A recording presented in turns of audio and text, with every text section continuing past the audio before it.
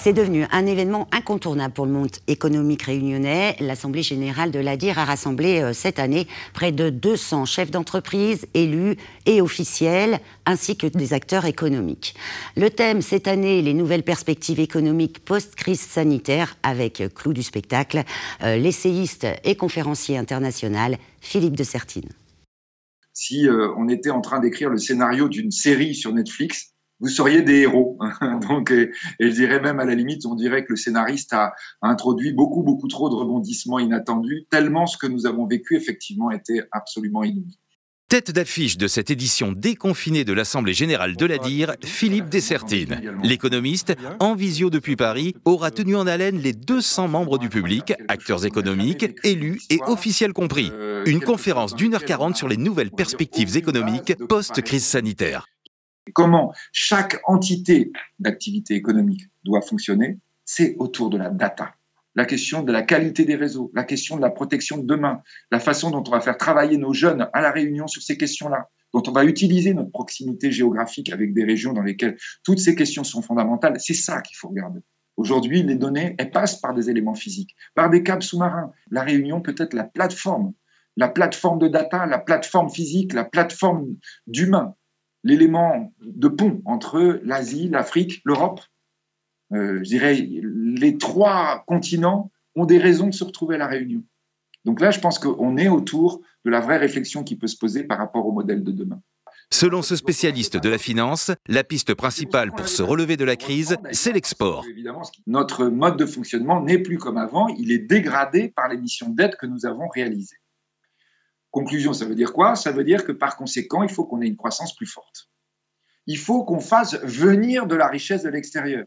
Si j'ai pas les touristes extérieurs, les touristes étrangers, quel est l'avantage? C'est qu'ils arrivent avec leur richesse qu'ils ont constituée à l'étranger et vous l'importent dans le système. Ils rééquilibrent du coup. Du coup, quand vous avez des touristes étrangers, vous êtes en train de rééquilibrer, on va dire, votre PIB, votre création de richesse de l'extérieur par rapport à votre dette que vous avez constituée auparavant. C'est ça qui est absolument capital. C'est faire venir l'argent de l'extérieur. On va avoir besoin d'exporter, exporter massivement, faire rentrer de la richesse de l'extérieur, de consommateurs extérieurs, pour nous permettre de rééquilibrer notre système très déséquilibré par le Covid. Au niveau local, Daniel Moreau, le président de l'ADIR, en appelle à la solidarité nationale après avoir rappelé la résilience dont ont su faire preuve les acteurs économiques réunionnais. Dès le début de la pandémie, je m'en réjouissais déjà l'an dernier. La Réunion a su faire preuve d'une grande capacité de résilience et de solidarité, aussi bien du côté des professionnels que des institutions. Cette capacité à faire front devant l'adversité reste une valeur forte de notre île qu'il nous faut entretenir, et pas seulement pour gérer des problèmes ponctuels ou des crises sanitaires. Les filières que nous représentons ont été capables de soutenir le tissu agricole et de la pêche en contribuant à l'émergence de solutions de circuits courts de type click and collect. Nous avons pu, grâce au soutien de la région et du FEDER, limiter l'impact des hausses du fret grâce à la revalorisation de l'Inde aux intrants permise par le plan de relance européen. Et nous avons su être solidaires les uns envers les autres quand certains se sont trouvés en difficulté d'approvisionnement ou de capacité de livraison, notamment. Voir loin, réduire notre dépendance de l'extérieur, intégrer les grandes évolutions géopolitiques et économiques, mais également climatiques, environnementales, contribuer à l'équilibre social de notre territoire, tels sont les grands axes qui guident nos réflexions actuelles et les projets que nous portons. Je vous remercie. Pour la présidente de la région, la Réunion dispose de nombreux atouts pour affronter les changements. La collectivité s'engage à soutenir. L'un de nos atouts essentiels est la vitalité de notre tissu industriel que vous avez si bien développé et qu'il nous faut protéger grâce à l'octroi de mer notamment. Plus que jamais, nous devons promouvoir des politiques de soutien à l'innovation en faveur de nos entreprises. Nous devons rapprocher les scientifiques des chefs d'entreprise.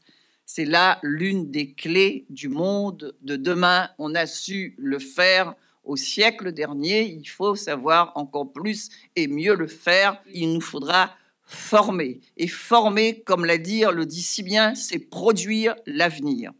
Nous devons réfléchir à des solutions originales et nouvelles. Là encore, nos atouts naturels et notre savoir-faire industriel seront une force.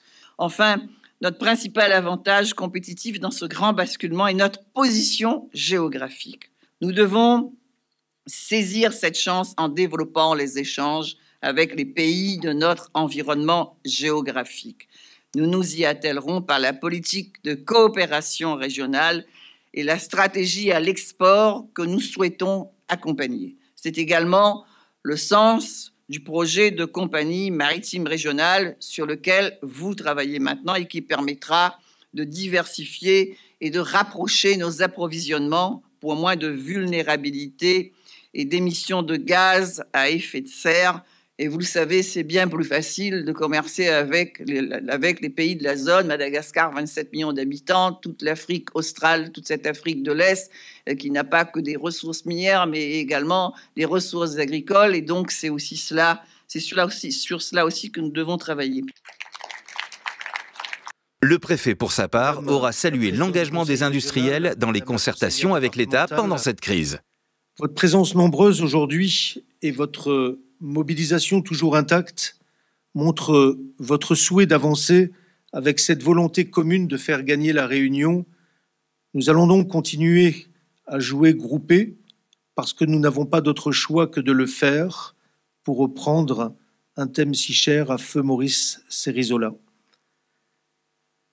Je suis, sachez-le, avec l'ensemble de mes services à vos côtés pour accompagner tous ceux qui doivent à la fois concourir à l'amélioration de la situation sanitaire et au développement économique. Il s'agit donc bien de travailler à substituer les importations par une production locale solide, par une production locale diversifiée.